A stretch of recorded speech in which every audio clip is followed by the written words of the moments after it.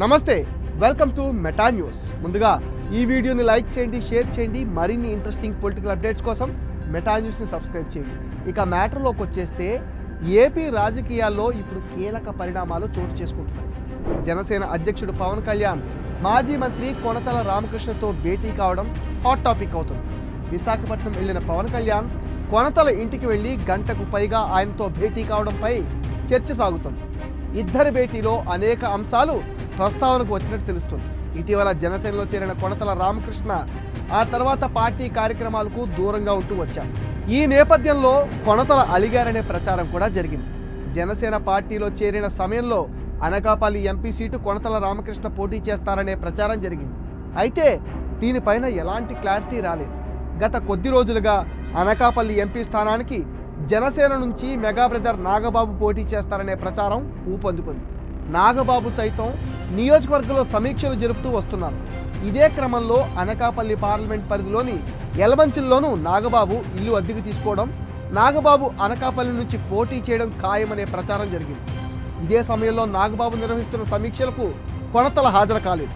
2019 ఎన్నికల్లో నాగబాబు పశ్చిమ గోదావరి జిల్లా నరసాపురంలో జనసేన నుంచి పోటీ చేశారు. నాగబాబుకు 21.31% ఓట్లు లభించాయి.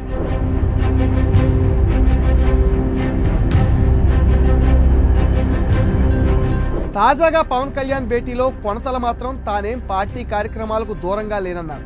పవన్ ఏది చెబితే అదే చేస్తానని కొనతల పేర్కొన్నారు. ఉత్తరాంధ్ర అభివృద్ధి గురించి రాబోయే ఎన్నికల్లో ఎలా వెళ్లాలని అంశంపై పవన్తో చర్చించామని భేటీ అనంతరం కొనతల రామకృష్ణ తెలిపారు. ఇక తాను ఎక్కడి నుంచి పోటీ చేసేది కూడా పార్టీయే నిర్ణయిస్తుందన్నారు. బిజీగా ఉండటం వల్లే నాగబాబు పర్యటనలో పాల్గొనలేకపోయానని వివరణ ఇచ్చారు కొనతల. 2014లో వైసీపీకి రాజీనామా చేసిన కొనతల ఏ పార్టీలోనూ చేరలేదు. తర్వాత కొనతల జనసేనలో చేరిన సంగతి అందరికీ తెలిసిందే. పార్టీకి, రాష్ట్రానికి కొనతల సేవలు ఉపయోగపడతాయని పవన్ కళ్యాణ్ పేర్కొన్నారు. పవన్కి కూడా తన అన్న నాగబాబు పోటీ గురించి కొనతలకు చేరవేసి ఉంటారని భావిస్తున్నారు. ఉత్తరాంధ్రలో కొనతలకు మంచి ఫాలోయింగ్ ఉంది. పవన్ కళ్యాణ్ కూడా ఆయనంటే ఇష్టపడతారు. ఇప్పుడు కొనతల ఇంటికి స్వయంగా పవన్ కళ్యాణ్ వెళ్లారంటే జనసేనలో ఆయనకు కీలక పాత్ర ఇస్తున్నట్టే అంటున్నారు. నాగబాబు వచ్చే ఎన్నికల్లో పోటీ చేస్తే కొనతల మద్దతు కీలకమవుతుంది. కొనతల అన్నీ తానై చూసుకోవాలి.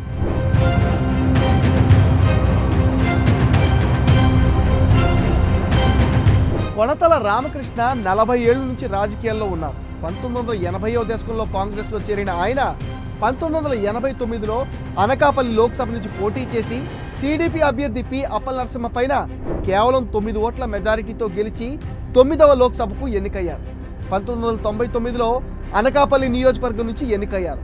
1990-92లో విశాఖపట్నం జిల్లా కాంగ్రెస్ కమిటీ అధ్యక్షుడిగా పనిచేశారు. 1996లో జరిగిన లోక్సభ ఎన్నికల్లో చింతకాల అయ్యన్న పాత్రుడి చేతిలో 50,000 ఓట్ల తేడాతో ఓడిపోయారు.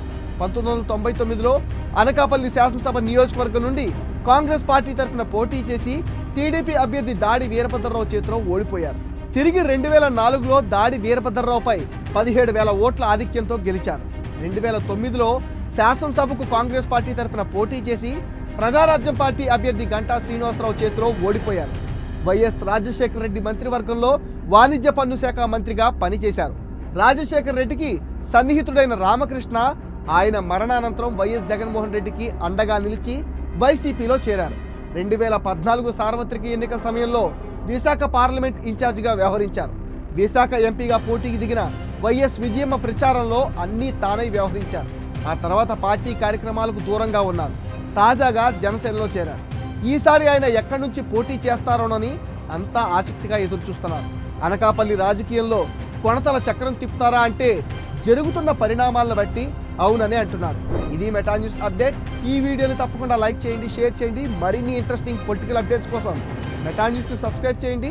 మీ విలువైన ఒపీనియన్ని కామెంట్ సెక్షన్లో పోస్ట్ చేయడం మర్చిపోతూ please subscribe to meta news.